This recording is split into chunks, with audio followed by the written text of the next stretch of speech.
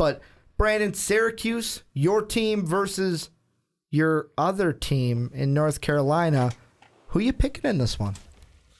You know, I really enjoyed rooting for the Syracuse Orange. While it lasted. No, you know, but seriously, you know, you gotta love the underdog though. You gotta love the underdog. And, were you kind of rooting for Notre Dame so that you could root for Syracuse in the Final Four? No, no, not a chance.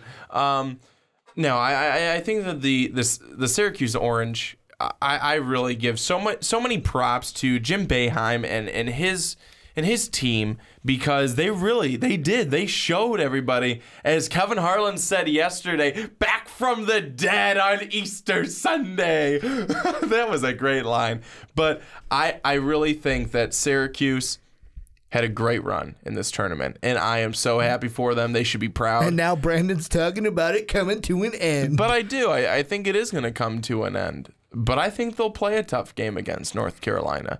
North Carolina, though, you watched them against Notre Dame, who both teams had a phenomenal first half. I think it was 43-38 at halftime. It was a phenomenal half by both teams shooting wise. I think it was 58%, 64% shooting on both sides respectively, and it was incredible. But you took a look at what North Carolina can do and the amount of talent that they have. Mm-hmm. It's overwhelming. And I think that North Carolina will be able to overcome Syracuse. However, I do think it will be quite the close game down to the end. You know, it would have been great if, and only if, St. Joe's would have been able to, or not St. Joe's, I'm going to go ahead and say if Colorado could have gone all the way to the Final Four, we would have a similar Final Four to that we would have in 2014. And the reason why I'm bringing that up is Syracuse. Syracuse is a double-seeded team. Of course, we had a 1 versus a 7, a 2 versus an 8 that year. And that was the year of the 7th-seeded UConn Huskies winning it all in the national championship. And this kind of connection that I made is going to come full circle here. There was only one seed to make that Final Four. Who did they lose to in the Final Four, do you think? Which team in 2014? They lost to which 7-seeded team, Brandon? Syracuse? UConn. I don't even know. So that's why this Syracuse team wait. Who lost to who? I'm sorry, Ricky. You get so long-winded sometimes. I don't listen to you. Here's what I'm saying. Syracuse is like the 2014 UConn team that won it all. They will beat the Tar Heels on Saturday. And if they play Villanova, they'll win it all. But if they play Oklahoma, Oklahoma's going to win it. Yeah, I'm really sorry. I'm really sorry about that one.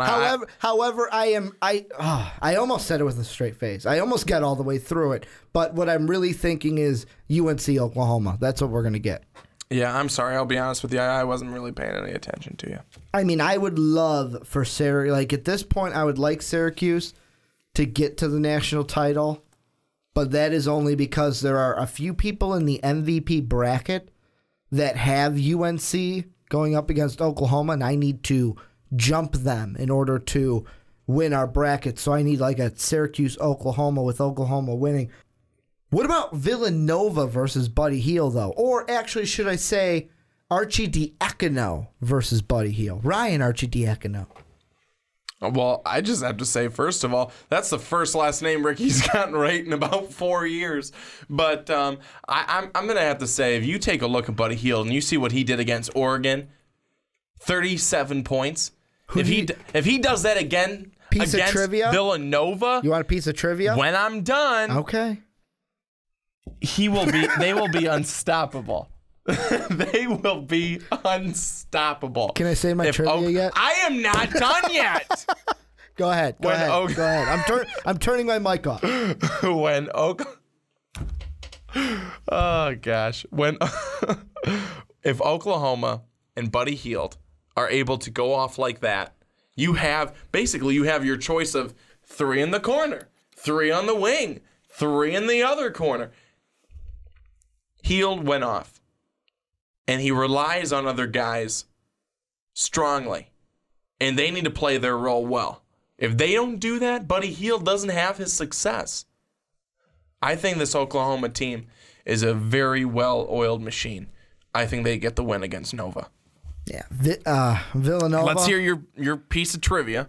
Well, before that, Villanova. Oh, no, I want to hear your trivia right now. You are urgent to get it on. Buddy Hield's 37 points tied a school record for most of the tournament game by a Sooner. Who was the last Sooner to do so? Do you want a hint? I just want the answer. You know I don't know. Stacey King. Stacey King. Bulls announcer. Played for the Bulls. Oh, yeah. Stacey King. Yeah, because I would never know who that is. But when it comes to this game, Villanova, I'm sorry. It was a great tournament run while it lasted, but Buddy Hield is going to win.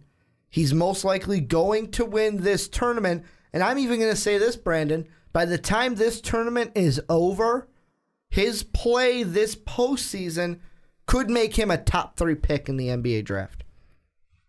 Will he be? Probably not, because he's really like a 5 at best. But a team may bite on him sooner because he's averaging so many points this tournament, and especially if he goes off for 37 again in Houston. Sometime in Houston, whether it's the semifinals or the national championship. Yeah, I agree with you. I think Buddy Hield really, with his play, I think he's moved himself up the draft board. I really do. I think he's a first-round draft pick. I mean, I don't see anyone who wouldn't want him unless they don't want, someone to be their team spokesman, because then maybe not him. But I think that Buddy Hield has done a phenomenal job. He's a phenomenal player and a young man, and I think that that's more what you want. I think that's what teams look for. They look for the complete package.